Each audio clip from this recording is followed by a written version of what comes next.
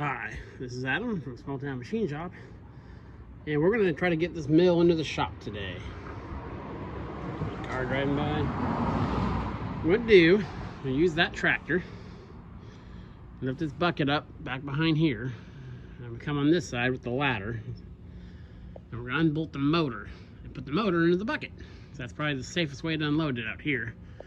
Then we shouldn't have any clearance issues getting into there. So I'll go get my battery starter or, jump box thing. Get the tractor going, and I'll set you guys up and you guys can watch me take the motor off. Hopefully it all goes nice and smooth.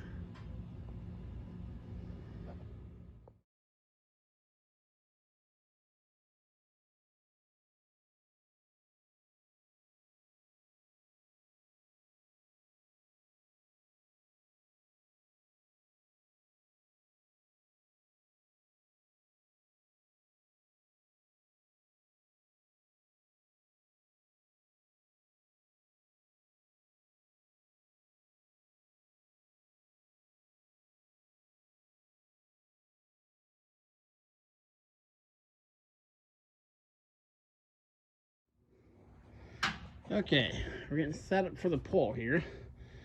As you see, I got a strap. Can't do the chains. The strap's going to the back of the casting. I don't like pulling off those front supports. So over here to our come along. There to super heavy duty strap. I mean, that's a big strap. To a chain. To a strap wrapped around the bottom of that beam. So I'll do. I had contemplated putting like a 6x6 behind there and pushing it, but it's just me here. So I'd rather take it slow and steady. I'll just pry it up, put a couple rollers underneath there, move it, scoot over, put a little more rollers, move the rollers. Probably shouldn't take, not long to get in. We're just trying to land it right here for now, for today. And then we'll see how long that takes. I'll film this part of it. I'd like to try to hook up a pony motor just to the power feeds to see if they work today. But if we don't get that far, that's okay.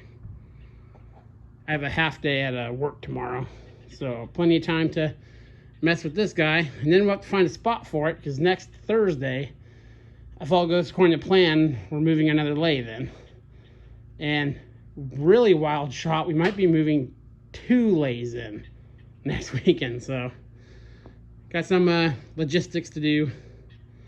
It's okay, I'll get you set up and you can watch me do this. I'll bring you back. Before we move it here, I got a little quick tips for you here. If you're gonna use rollers, make sure you sweep everything out of the way. A pebble that big sometimes will hold you up. Another thing, if you're moving machinery, or especially unloading machinery with someone, work out a game plan first. Know how people will react if something happens. Remember, a machine is never worth getting hurt over. No machine is worth as much as a person. So take it slow. On stuff like mills, I like to drop the table down.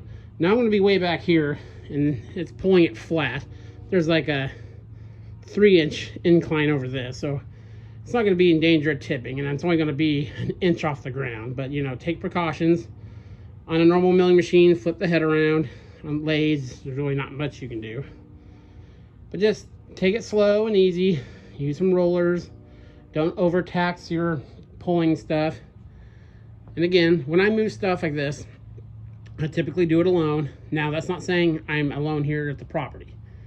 I'm working alone, but there's someone here in case something happens. So be mindful of that. And remember, I can't reiterate this enough. It's never worth getting hurt over to move a machine. If it goes, just let it go. So I'll get you set up and let's get this guy in the shop.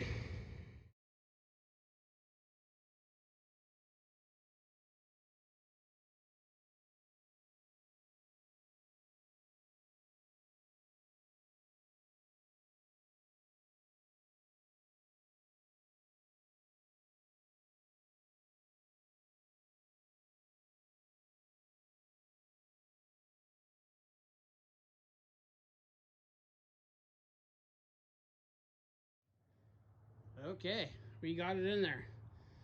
When I started out, you probably noticed I had the rollers this way. That ground is so uneven and tore up right there, and it slid perfectly fine on those. Those are just concrete stakes. So yeah, came in here nice and smooth. It's a little bit taller than the gantry crane, but made it through the door. That was the big part. I think we're gonna call it a day on this. I'll jockey it a little bit more in position so we can work on it. And we'll start messing with the power feeds tomorrow. Quick little thing, if any of my viewers here who happen to watch this video are in the Boise area and happen to have access to a forklift next week sometime, do you want to help your best friend Adam out loading a lathe? I doubt any of you live there, but you know, you never know. So yeah, very cool. It's in the shop in a more temperature controlled environment. So yeah, we'll get to work on the power feeds and start doing some fun stuff with it. This is Adam from Small Town Machine Shop. Please comment, like, and subscribe, and thanks for watching.